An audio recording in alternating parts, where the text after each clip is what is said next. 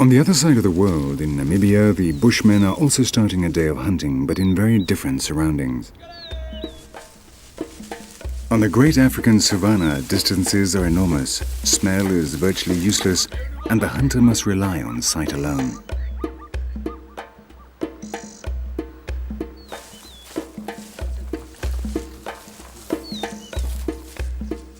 Sight, and of course experience and knowledge of the terrain. The signs left behind by the passing herd speak to the Bushman. Every blade of grass provides information. Every stone conveys a message.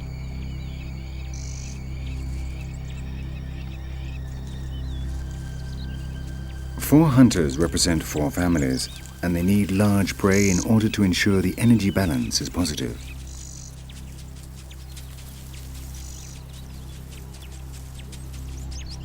There they are, but getting close to a herd of oryx is not easy. Fortunately, they need get only close enough to reach them with their arrows.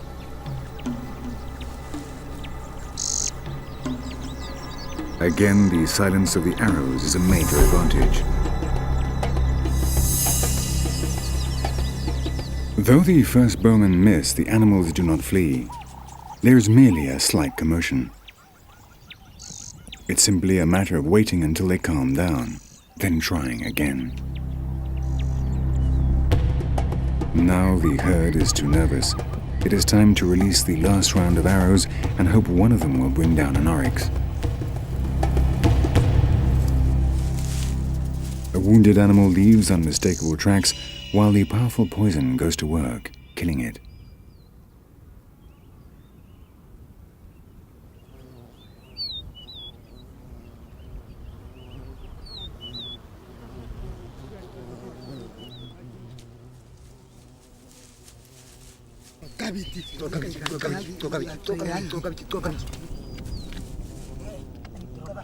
The long-awaited moment has arrived.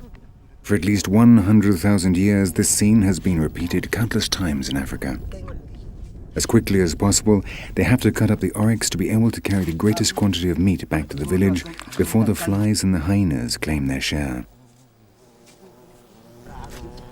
The great predator, the triumph of the brain over the claw and the hoof. Fresh meat, energy to enable the body to function. The essence of life and of death. But Man the Hunter went further still.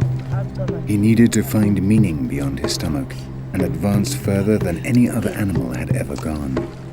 With the blood of his prey, the ancient human clans began to think of the possible existence of superior forces, and the religious predator was born, the quintessence of human curiosity.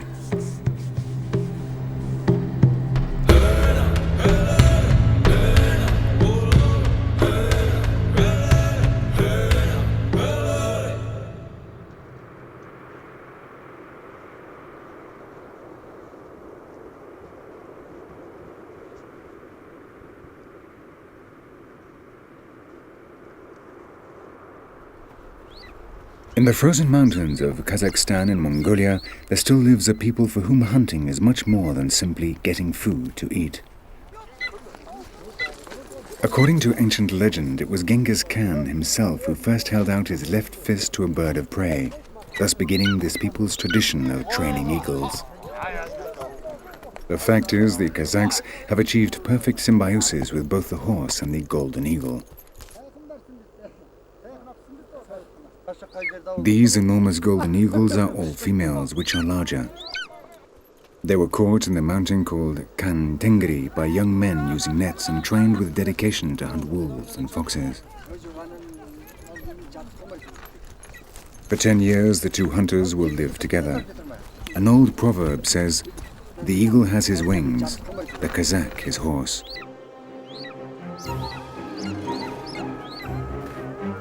A fox. Immediately, what for man is merely a dot on the horizon, alerts the visual brain of the eagles when their hoods are removed.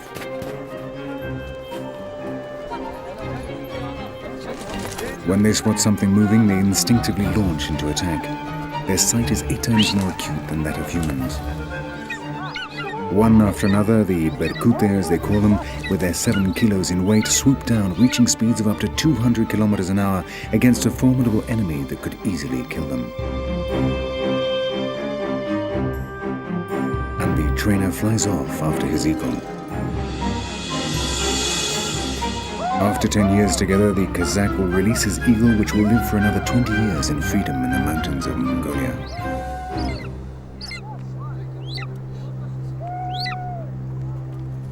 Until then, the two predators will kill together with no reward other than the greatest of all energies, friendship.